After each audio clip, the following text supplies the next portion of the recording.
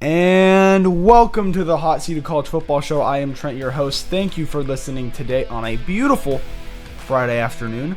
It has been it's been a better week for me. I'm feeling better. Was sick a lot of last week. We are less than a day away from the start of week 4. We have some awesome games tonight, specifically against Rutgers and Iowa. I think that'll be a fun one.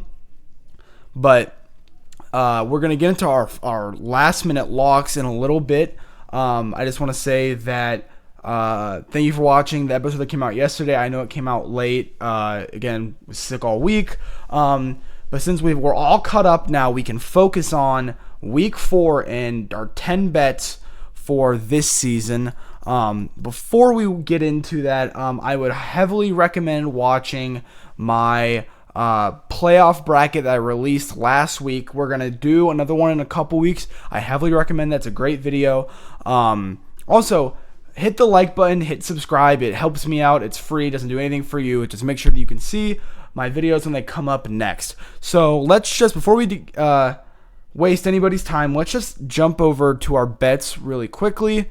There we go. So throughout, 4 weeks if we're counting week 4 or week 0, we are 19 and 34 at 56% on the season. So we can see that, and we're going to jump to that board at the end of the show, all the bets in total. But we're going to go individually through these, which I think is going to be really fun. And this is actually a pretty good week of football. So obviously next week is the big week. That's Oregon, Penn State, Bama, Georgia at the same time, which kind of sucks. I wish maybe one of the games was like a Friday game, like Bama, Georgia on a Friday night. I think that would be pretty cool.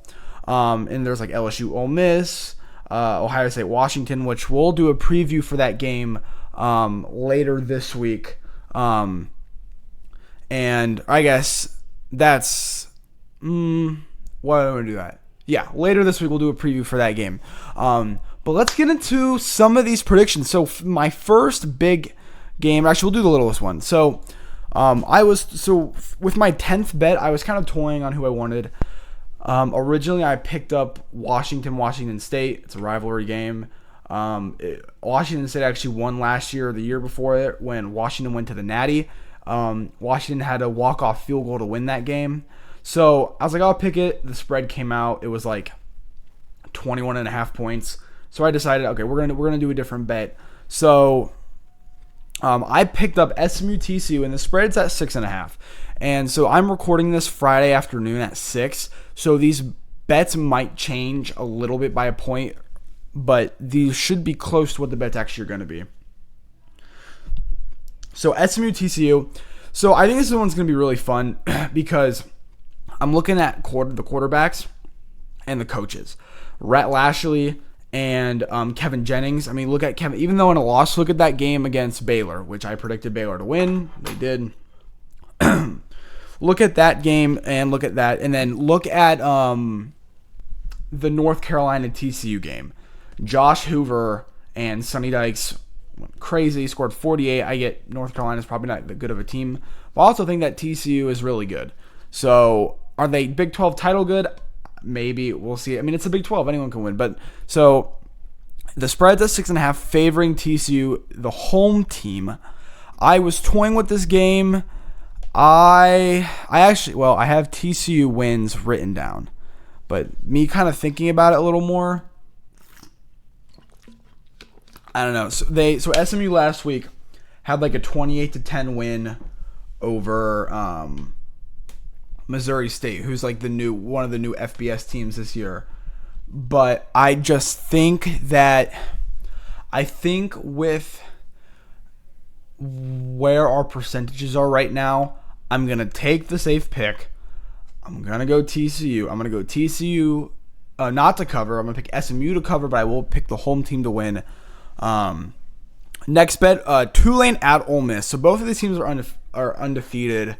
Ole Miss is favored by 11.5. I actually think that's a lot because their quarterback, Austin Simmons, is out, but they have the Chandler guy, the backup, who honestly actually kind of looks better than Austin Simmons. So they're favored by 11.5, which I think is a lot. I'm still going to go with Ole Miss, but Tulane was my preseason pick for the group of 5 to make the playoff. I am very high on them, and I think they cover.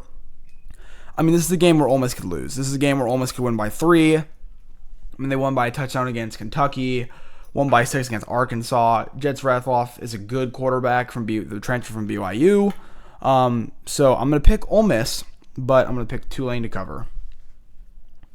So the next one up, and this is, I think, an 11 p.m. Eastern kickoff. So Michigan State at number 25 USC. They're laying down 18.5 points for USC, which is a lot. This is actually a game where I think USC could lose because I look at what USC has been doing the past couple of years, and all I have seen from them is we're going to go out, we're going to lose to Maryland, we're going to lose to Minnesota, we're going to lose to a bad UCLA team or a Cal team or whatever.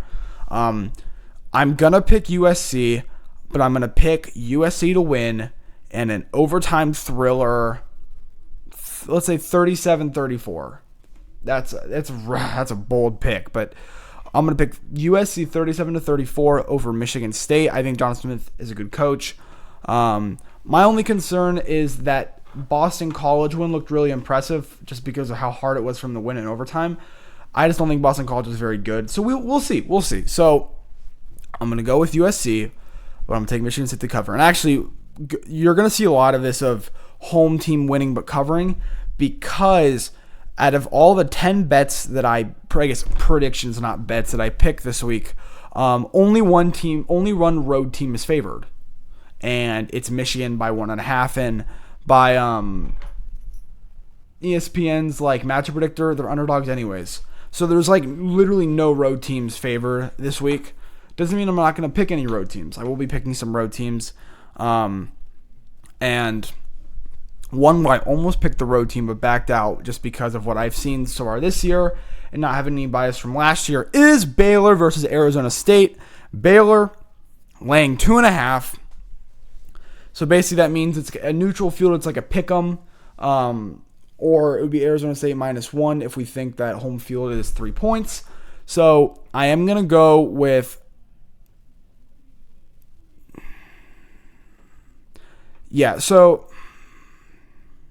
I'm going to go with the home team again, Baylor, and I'll explain why. I have just seen... I looked at the past 2 years for Arizona State, 24 and 23. And what I've seen is when Scadaboo didn't run for a hell of a lot of yards, they struggled on offense. I watched a lot of Sam Leavitt highlights this offseason, and what I saw was it seemed like it was a one possession or a very low, close game. I mean, not low scoring,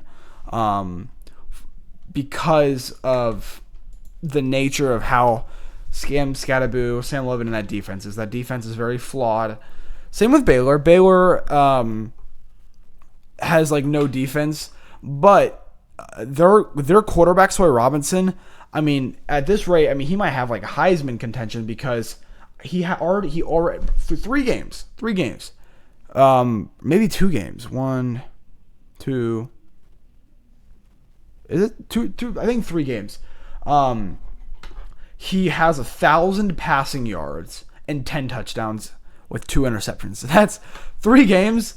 He's throwing 400 a game, throwing 3 touchdowns per game. Even the loss against Auburn, he had 3 or 4 touchdowns. I think 3 touchdowns, just utterly insane. And that SMU one was crazy too. So I'm gonna pick Baylor to cover. I think Baylor wins something like 34-20. I think Arizona State is going to take a little bit of a dip, especially with how Kenny Dillingham has been talking about his team over the offseason. So I'm going to go with Baylor. The next one, I don't know if this is the Sunshine State rival. It's one of the Florida. So it's Miami, Florida. I don't know if Florida State, Florida, or Miami, Florida State. I don't know which one is called what, but it's Florida at number 4 Miami. Miami is favored by over a touchdown, 7.5. So this is a game where in the preseason and last year I picked Florida to win this game. I was not very high on. I was high on Miami. I wasn't that high on Miami. Miami is better than I thought they were going to be. So they're favored by 7.5. This one's interesting because everyone's picking Miami to win this game. But the thing with Miami is, Carson Beck can be inconsistent. He hasn't been inconsistent yet, but I still think I want to see him against a better defense. And I know people are clowning on Florida. I get it. They're 1-2. They have a losing record. But Florida's defense has been phenomenal this season. It has been really good. They haven't played great offenses like USF and LSU, but their defense has been really good. So this one is going to be close, but I don't think the scoreboard is going to be close. I think Lagway is not going to have 5 interceptions. I think he's going to have a massive comeback week. I think he'll play better than how he did against who did Florida play? They played LSU. I think he's going to play better than how he played against LSU. And yeah, so I'm going to go with Miami. I'm going to go with Crystal Ball. I've seen it's if Miami wins, should they jump up to number 1? I don't think so. I think you need to give the benefit of the doubt to the teams that have done this before. I've seen Miami in the top 5, the top 10 before, and they absolutely sell and choke and miss the playoff. I've seen this too many times before. They're lucky they don't have Georgia Tech on their schedule because the past 2 years, Georgia Tech has been the team that knocks them out of the playoff every year. So I think that this game could be close, maybe tied at halftime, but I think Miami wins. I get it, there's going to be no one in the stands because it's at a Miami home game, but I'm going to pick Miami. So far we have 0 upsets. The bottom 5 bets have been the home team and the favorites. And this top 5 is when we have a little more we have a couple upsets. So starting off with our fifth highest bet. So South Carolina at number 23 Missouri. And if I told you a week ago that the spread was 9.5, you would almost certainly say in favor of South Carolina. No, it is a 9.5. I was shocked. 9.5 spread for Missouri. And this was a game last year where South Carolina, I think, was favored. And it came down to the wire. It was a crazy game. South Carolina ended up winning. I think Missouri has remembered that. They're ranked. I get its rankings, but they have looked better than South Carolina. And I get it's Sellers hasn't played. I think Sellers is going to play this game.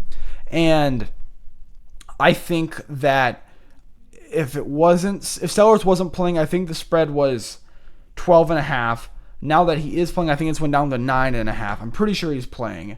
But it's not even that. This South Carolina team has a better roster, maybe. They do not have the same magic as they did last year. This team has come out flat. They've looked terrible against Virginia Tech and South Carolina State. Looked god-awful against Vanderbilt. Got blown out by 24. I'm not going to make the mistake of picking South Carolina, so I'm going to pick the home team. I'm going to pick Missouri. I will take South Carolina to cover, but I'm going to take Missouri. And the top 4 is now when it gets interesting, where it's coin toss. So this is going to be the 3:30 game, I think, on CBS. This is number 21 Michigan at Nebraska. Michigan is minus 1.5 points, which means they would be favored around a little over a field goal at a neutral site, about a touchdown at home. And this is the thing. This is where we get into the rule. The rule. Matt Rule's rule, where it's year 3 of wherever he goes, they pop off. It was like that at Temple and Baylor. I think that's where he was, Temple and Baylor. So Sharon Moore's not in this game, and he hasn't been coaching this game all week. So, and I actually think that's going to help them more. I think Biff, the dude from Charlotte, who's the interim coach, is better for Bryce Underwood than Sharon Moore is. Bryce Underwood looked the best under Biff last week. Yes, it was Central Michigan, but They did look better. This is a second road start. I don't think it's going to be as bad as it was at Oklahoma. I think he'll be more prepared. I do think Nebraska is a harder environment than Oklahoma. I think Oklahoma is really good. Maybe at night it's harder, but I just think that Nebraska crowd is really tough. This is kind of a similar situation where we saw Illinois when they walked into Nebraska last year and won. And actually, we're going to talk about that game in a couple minutes. But I think that Bryce Underwood with his second start, I think they get the win at Nebraska. Do I want to pick Michigan? I don't know. Honestly, I've been thinking Michigan all week long, and just going off what happened last season, making me think on the spot. You know what? Who cares? I'm going with Nebraska. I am taking Matt Rule and Dylan Raiola to beat Michigan in. I'm changing my pick right now. Please do not fail me, Nebraska. I can't believe I'm doing this. I'm picking Nebraska. I literally said last week that I was going to stop caring about preseason polls. I'm going to go with Nebraska to win this game.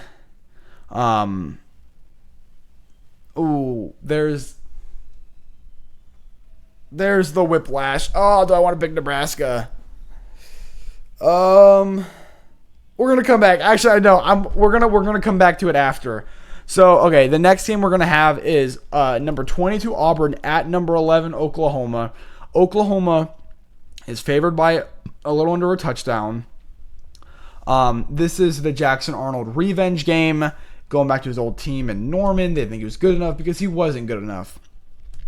And now Oklahoma with their new toy, John Mateer, the Heisman front runner with Carson Beck, I think, right now, depending on where you bet.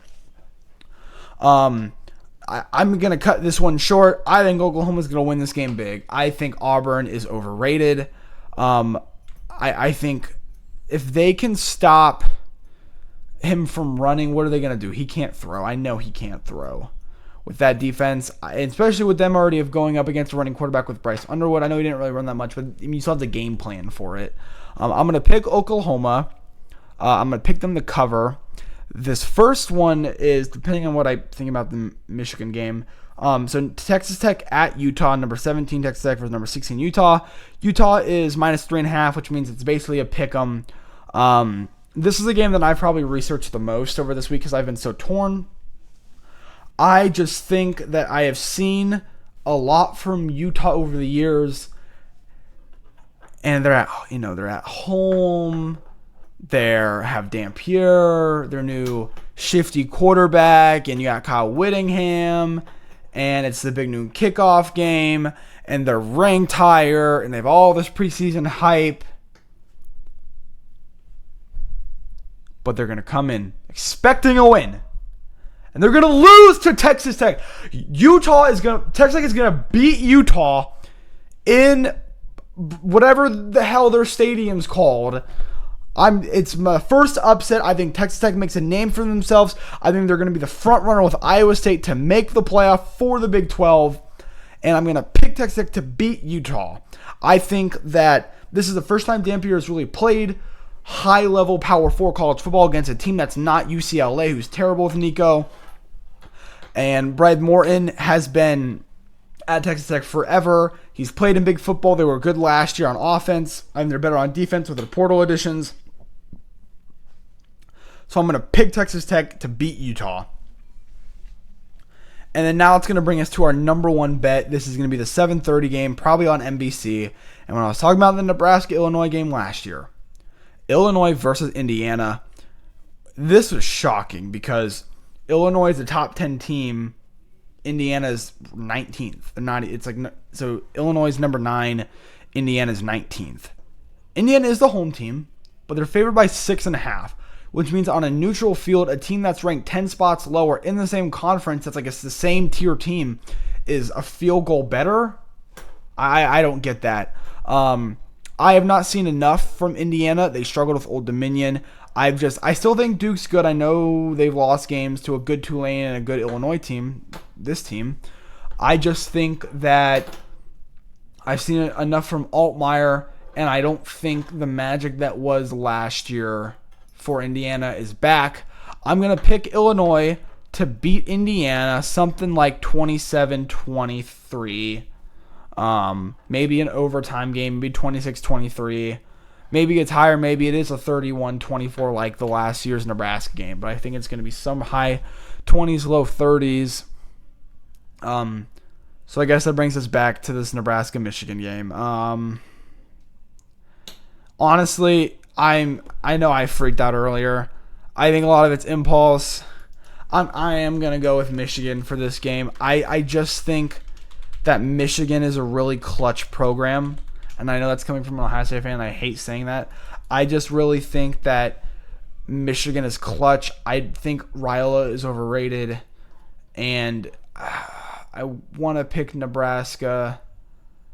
I am going to go with Michigan. I think it's going to be close. Maybe it's like a 24-23 type game, like literally a 1-point win. But that is all I have for this game. So let me jump over to our bets over here. So as you can see, we got TCU over SMU, Ole Miss over Tulane, USC over Michigan State, Baylor over Arizona State, Miami over Florida, Missouri over South Carolina, Michigan over Nebraska, Oklahoma over Auburn, Texas Tech over Utah, and Illinois over Indiana. So we're going to predict 2 upsets this week. Overall, there's usually been around 4 upsets a week, so I'm going to go a little conservative, but hopefully I can. A lot of the favorite teams are the home team, so I feel kind of good about maybe having less upsets this week. So again, that's TCU, Ole Miss, USC, Baylor, Miami, Missouri, Michigan, Oklahoma, Texas Tech, and Illinois. So that is our bets. I did want to talk about one more thing before we leave. So week 4 is the bye week for Ohio State, and I just want to kind of talk about what we've kind of seen from Ohio State, what we expect, and some growth that maybe we didn't think we were surprised to see. So coming into the season, we were very worried about the defensive line, interior, and its depth. Same thing how we kind of felt with linebackers last year and the offensive line. And both turned out to be much better than they actually were, especially when Ohio State's offensive line was healthy. Coming to this season, we thought we saw a lot from the Texas game, but Texas is not nearly as good as we thought they were. I still think they're I think they're still top 15, top 10, maybe not. But seeing that they had like 4 new offensive line starters, and I think that maybe helped with the defensive line. Also, Arch was not helping out his defensive line, holding onto the ball. So I still want to see more from this defensive line. I was at the Ohio. If you watched the video yesterday, I was at the Ohio State-Ohio game last week. Caden Curry is a monster, and actually what Matt Patricia is doing, actually what I actually thought he was going to do, is since he game plans differently for every team, I wanted them to run it like a 3-3-5. And it looks like that's what they're doing. Something like that, where sometimes they won't even have a defensive tackle on the field. They'll have 3 down linemen, and they'll all be like, maybe only one has their hand on the ground and 2 are standing up. You'll have like 2 edge rushers. You'll have like Caden Curry, the edge rusher, on the nose tackle. Then you'll like blitz Arvell Reese. So a lot of really weird like coverages that are really like confusing these quarterbacks. And I think that is scheming for maybe the lack of defensive line depth and strength. Edric Houston and Kenyatta have been kind of disappointing when Caden Curry and CJ Hicks have been very surprising. So I think it can go either way. Offensive line, it looks good. Run blocking, But I also think that's just been James Peoples and CJ Donaldson not living up to the hype when Bo Jackson has looked very much better than, I knew he was going to be good. I just didn't know he was going to be this good as freshman year. So watch out for Bo Jackson to maybe even be the starter for the Washington game. Bo Jackson was in very early last week against Ohio. So now they're on a bye week. I want to talk about some things that I already talked about, so I was surprised. talk about a couple things that I am expecting and hoping for. I am hoping that run blocking is better. I want to see Julian take a couple more steps because he's thrown 3 interceptions and they've all kind of been on bad decisions. One was kind of a fluke. The one where it was a tip drill is like, oh, it's a tip drill. And then the other one where he took a sack and like the guy perfectly intercepted. It shouldn't have been intercepted. So those were both really fluky. But the one on the sack, you have to take the sack. I think he knows that now. It's his first time ever getting sacked. And that was a bad interception against Grambling, like at the goal line. So he's got to clean up some of that. If you could throw interceptions on the road at Washington, that's going to be a problem. So we're going to worry about turnovers. I want to see it get better. I think it will, maybe not right away. I would not be surprised if he threw an interception or two at Washington. I've noticed that Ohio State comes out very slow out of bye weeks. I don't know why. It doesn't matter if it's on a win or a loss. We're just slow coming out of bye weeks. So that is all that I have for tonight. A kind of a shorter episode. I want to keep some of the episodes under 30 minutes so you can kind of get and watch. Maybe put on the background while you eat or something or driving and hop out. So, yeah, thank you for watching the Hot Seat of College Football show. What we like to do when we head out episode is talk about who's the hottest coach in the country right now. Pause. Let me know in the comments, who do you think has the hottest hot seat for this week? If you're asking me, I think it is Shane Beamer. I think Shane Beamer is has the hottest hot seat this week. I think that coming off of that loss to Vanderbilt, now you're on the road at Missouri, we can maybe see him get fired. We've already seen 2 coaches get fired this year with Deshaun Foster at UCLA and Brent Key at Virginia Tech, which if Shane Beamer gets fired, he might go to his daddy's old team. Right? They just played them, so we'll see. So, yeah, I'm going to go with Shane Beamer this week. Last week, I think it was... Who was the hottest coach last week? I think it was... wasn't Chris Baum or Chris Kleiman. I actually don't remember. Maybe it was Dabo, which they also lost, which is kind of funny. But yeah, we're going to go with Shane Beamer. I hope all of you enjoyed watching the Hot Seat of College Football show, and I will see you guys all on Sunday. Enjoy your night. Enjoy this wonderful week of college football. We only have a certain amount a year. So I will see you guys all on Sunday, and thank you.